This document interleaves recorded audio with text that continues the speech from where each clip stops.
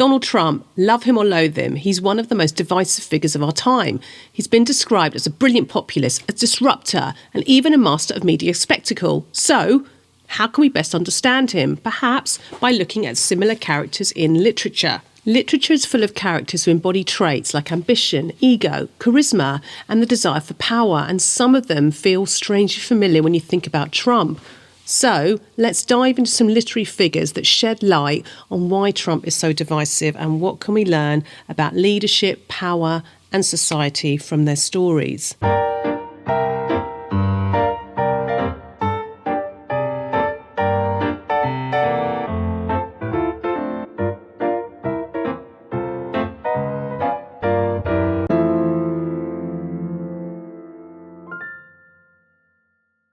Let's start with Gatsby from The Great Gatsby by F. Scott Fitzgerald. Gatsby is an incredibly wealthy man creating an image of success to win the love of Daisy Buchanan. So like Gatsby, Trump projects wealth, glamour and power.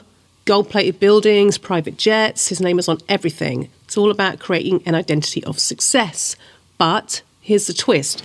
Gatsby's world is built on illusion. His wealth is tied to crime and he's deeply insecure about his origins.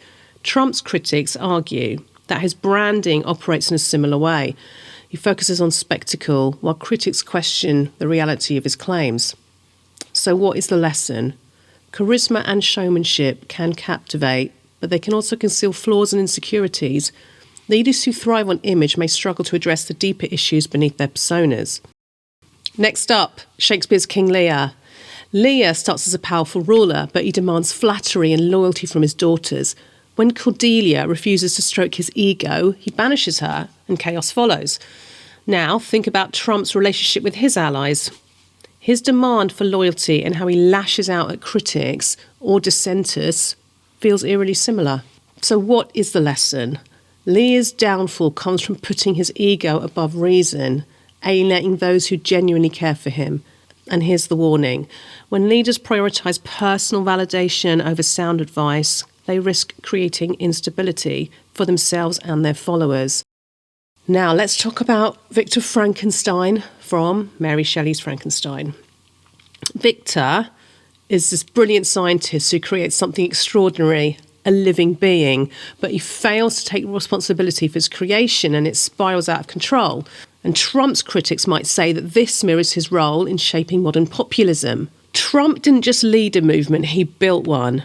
But populist movements can grow beyond their creators' control, sometimes taking directions they never intended. What is the takeaway? Ambition without foresight can have unintended consequences. Leaders need to anticipate the ripple effects of their actions and own them. Now, let's get back to The Great Gatsby, but this time, let's talk about Tom Buchanan. Tom is wealthy, he's arrogant, he's unapologetically entitled. He dismisses those he sees as threats to his dominance and he clings to the old ways of thinking. Like Tom, Trump's critics argue that he represents a world of privilege and exclusion. His rhetoric about who belongs and who doesn't often draws sharp lines, creating division. The lesson here is that Tom reminds us that entitlement, when unchecked, can fuel resentment and inequality, widening societal divides. Okay, who else? Let's look at Willie Stark from Robert Penn Warren's All the King's Men. Stark is a populist leader. He rises to power by promising to fight for the common people. Sound familiar? His fiery speeches and plain-spoken rhetoric win over crowds, but his morality becomes questionable as power corrupts him. Stark's story reminds us that populism is a double-edged sword. It can give a voice to the marginalised, but it can also blur the lines between authenticity and manipulation. Okay, so let's move further into the realms of classic literature and let's look at more key figures that may bear some resemblance to Trump. Coriolanus, a Roman general from Shakespeare, is a proud and nationalistic figure who resents the common people and refuses to pander to them. His disdain for alliances and political manoeuvring parallels Trump's scepticism towards NATO, seeing it as a burden rather than a necessity. So like Trump, Coriolanus believes in strength and self-sufficiency, rejecting diplomatic compromises that he views as weakening Rome. Trump's emphasis on America first, reducing US involvement in global military alliances, mirrors Coriolanus' resistance to cooperating with political factions. Achilles from the Iliad by Homer, He's a powerful Greek warrior. He withdraws from battle because he feels slighted and unappreciated by the Greek leadership. This mirrors Trump's approach to NATO, where he questions its values and threatens to withdraw if allies don't increase their contributions. Achilles operates on personal pride. It's a sense of transactional loyalty, much like Trump's foreign policy, which often focuses on what America gets in return for its commitments rather than on broader strategic alliances. Okay, let's look at a classic Shakespearean figure, Shylock from The Merchant of Venice. He's a moneylender who operates on strict business terms and insists on rigid enforcement of agreements, regardless of ethical considerations. Trump's use of tariffs, such as imposing steep duties on Chinese imports or threatening European allies with economic penalties, or his closest allies like Canada, reflects a similarly transactional mindset. Shylock's insistence on a pound of flesh mirrors Trump's hardline stance in trade negotiations, where he prioritises economic leverage over diplomatic flexibility. Ebenezer Scrooge from A Christmas Carol by Charles Dickens. Before his transformation, Scrooge embodies a worldview that prioritises financial self-interest over communal responsibility. This resembles Trump's economic nationalism, where he focuses on protecting American industry. But just as Scrooge dismisses calls for charity and cooperation, Trump frequently criticises globalist economic policies, arguing that they place unfair burdens on the US. Back to Shakespeare. Henry V is a charismatic but ruthless nationalist. He rallies his country around war and strength and often uses populist rhetoric.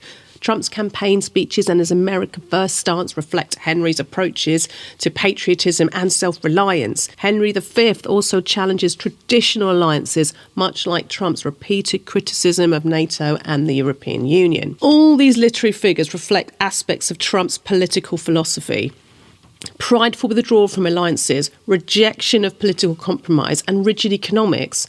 By studying these characters, we gain insight into the long-standing themes of nationalism, economic isolationism, power dynamics that contribute to shape modern political leadership. Okay, so what do all these characters teach us about Donald Trump and leadership more broadly? Firstly, leaders like Gatsby and Willie remind us to look beyond the surface. Charisma and spectacle are powerful, but they can conceal deeper truths. Secondly, King Lear, he shows us the dangers of ego-driven leadership. Surrounding yourself with yes men can lead to poor decision-making and isolation. Frankenstein and Tom Buchanan reveal the risks of unchecked ambition and privilege.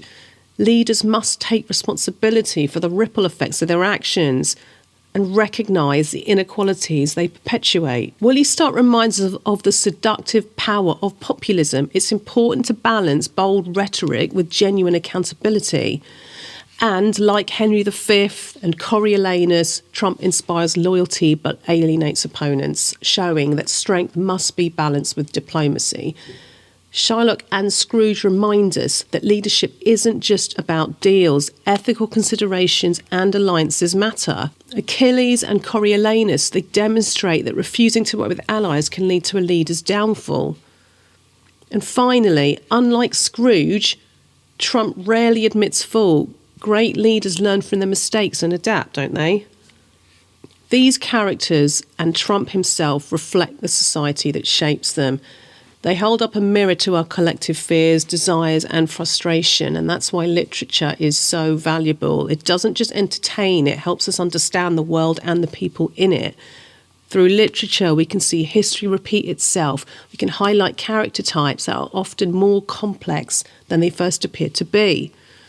The literature that I've mentioned, it was written in various eras, but human nature remains the same. Okay, so what do you think? Are there other characters in literature that remind you of Trump? Let me know in the comments, and don't forget to like and subscribe and share if you enjoyed this dive into literature and leadership. So until next time, keep reading and keep questioning.